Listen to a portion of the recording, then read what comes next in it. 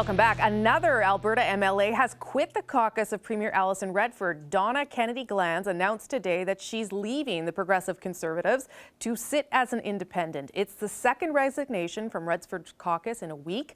Len Weber quit the party after accusing the Premier of being a bully, or in his words, not a very nice lady.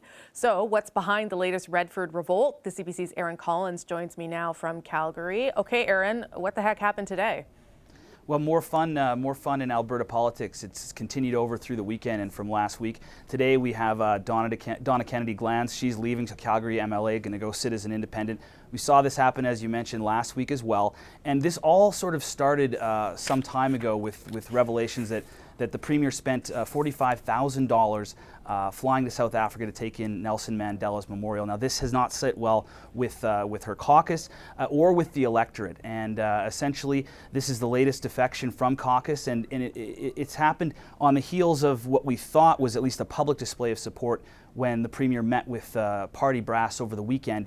They at least publicly gave her their support. There was apparently a standing ovation inside that meeting, and she seemed to emerge with some strength coming out of that meeting. And then first thing Monday morning, boom, she's hit again with another defection. So the good times keep rolling out here. But it's a little bit different, this resignation, if I understand correctly. Maybe not a full-on personal attack of the Premier as the last one was. Tell us about it. We didn't hear the talk of bullying. We didn't hear the talk of she's not a nice person.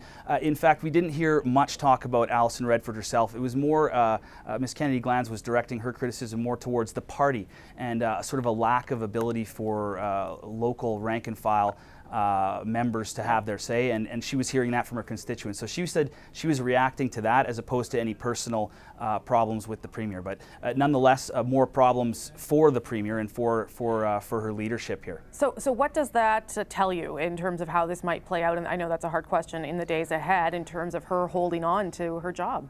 Yeah, well, I mean, this is something we see from time to time in Alberta politics, and this is generally what happens with our leaders here.